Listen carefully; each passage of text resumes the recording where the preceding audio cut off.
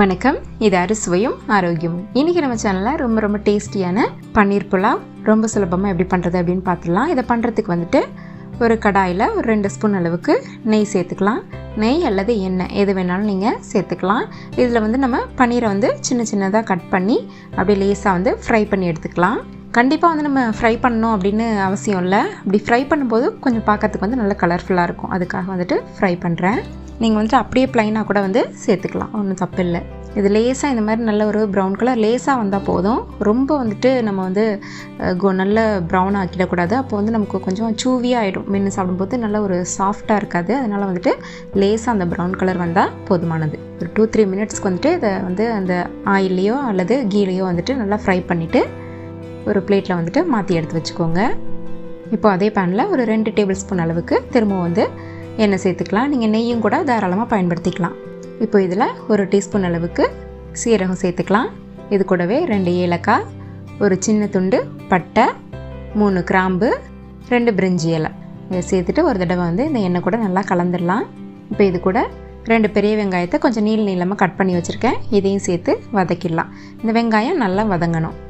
இது கூட ஒரு ஸ்பூன் அளவுக்கு இஞ்சி பூண்டு பேஸ்ட்டையும் வந்து கலந்துக்கலாம். இதோட பச்சை வாசனை போகிற வரைக்கும் நம்ம வதக்கிக்கணும். இந்த இஞ்சி பூண்டு சேர்த்தோம் அப்படின்னா தான் இந்த புலாவ் வந்து நல்லா வந்து ஒரு ஃப்ளேவர்ஃபுல்லாக இருக்கும், நல்ல வாசனையோடு இருக்கும். இதை வதக்கியாச்சு. இதில் வந்துட்டு மசாலாலாம் சேர்த்துக்கலாம். ஒரு 1/2 டீஸ்பூன் அளவுக்கு மஞ்சள் தூள், ஒரு 1/2 டீஸ்பூன் அளவுக்கு மிளகாய் தூள், ஒரு 1/2 டீஸ்பூன் அளவுக்கு மல்லித்தூள், 1/2 டீஸ்பூன் அளவுக்கு கரம் மசாலா இதையும் சேர்த்து இது நல்லா வந்து கலந்து விட்டுடலாம் ஒரு தடவை. இப்போ இது கூட வந்துட்டு பொடியாக கட் பண்ண பீன்ஸ் வச்சுருக்கேன், 1 கப் அளவு. இதையும் சேர்த்துக்கலாம். இது கூடவே வந்துட்டு ஒரு 1/2 கப் அளவு கேரட் தோலை சீவிட்டு சின்னதாக வந்து கட் பண்ணி வச்சுருக்கேன். இது கூட நீங்கள் வந்து பட்டாணியெல்லாம் கூட சேர்த்துக்கலாம். இதை வந்துட்டு இந்த மசாலா கூட படுற மாதிரி நல்லா கலந்துடலாம் ஒரு தடவை. இது கூட ஒரு 4 பச்சை மிளகாயும் நடுவில் லேசாக வந்து கீறிட்டு வந்து சேர்த்துக்கலாம். இது வந்துட்டு ரொம்ப மசாலா வாசனையோட ரொம்ப காரமாலாம் இருக்காது, ரொம்ப மைல்டாக தான் இருக்கும். அதனால தான் காரம் வந்து கம்மியாக தான் வந்து நான் யூஸ் பண்ணியிருக்கேன்.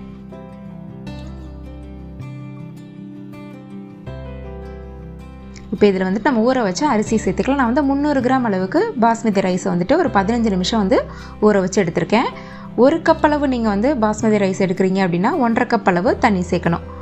அப்போது வந்துட்டு 300 கிராம் அளவுக்கு கிட்டத்தட்ட 450 ml தண்ணி வந்து கரெக்டாக இருக்கும். நீங்கள் வந்து நார்மலாக நம்ம எப்போதும் ரெகுலராக யூஸ் பண்ணுற ரைஸ் யூஸ் பண்ணுறீங்க, அரிசி யூஸ் பண்ணுறீங்கன்னா 1 கப் அளவு அரிசிக்கு 2 கப் அளவு தண்ணி வைக்கணும். அரிசி சேர்த்தாச்சு.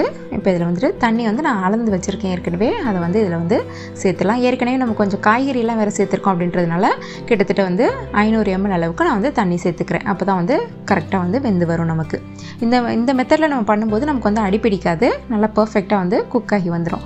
இதுவே நீங்கள் குக்கரில் வைக்கிறீங்க அப்படின்னு சொன்னால் சேம் அளவு தான், வாட்டர் அளவெல்லாம் வந்து இதே அளவில் வச்சுட்டு ஃபுல் ஃப்ளேமில் வந்து 2 விசில் வச்சு எடுத்துக்கோங்க. இதுக்கு தேவையான அளவு உப்பை வந்து நம்ம இதில் கொஞ்சம் சேர்த்துக்கலாம். இது கூடவே கொஞ்சமாக புதினா, கொஞ்சமாக கொத்தமல்லி இதையும் சேர்த்துக்கலாம் நல்ல வாசனைக்காக.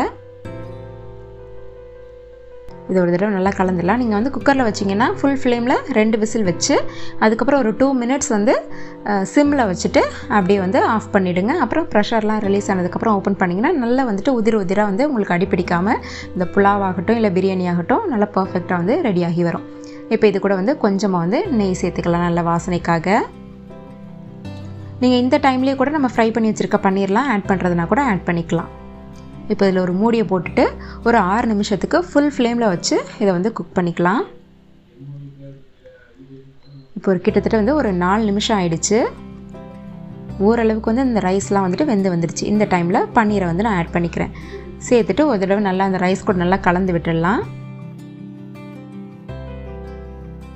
நல்லா கலந்தாச்சு. இப்போ திரும்பவும் இதை வந்து மூடி வச்சுட்டு இன்னொரு 2 நிமிஷம் ஃபுல் ஃப்ளேம்லேயும் அதுக்கப்புறமேட்டிக்கு சிம்மில் வந்துட்டு ஒரு 2-3 மினிட்ஸும் வச்சோம் அப்படின்னா நல்லா பர்ஃபெக்டாக நமக்கு வந்துட்டு புலாவ் வந்து ரெடி ஆகிடும்.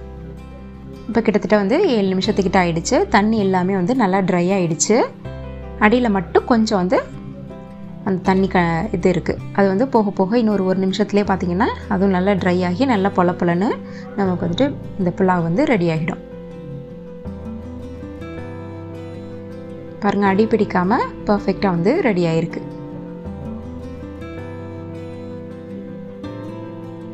நான் வந்து ரெகுலராக நம்ம யூஸ் பண்ணுவோம்ல நான்ஸ்டிக் கடாய், அந்த கடாய் தான் வந்து யூஸ் பண்ணியிருக்கேன். பர்ஃபெக்டாக இப்போ ரெடி ஆகிடுச்சு. நீங்களும் இதை ட்ரை பண்ணி பாருங்கள். இந்த வீடியோ உங்களுக்கு பிடிச்சிருந்ததுன்னா மறக்காமல் நம்மளோட சேனலை சப்ஸ்கிரைப் பண்ணுங்கள்.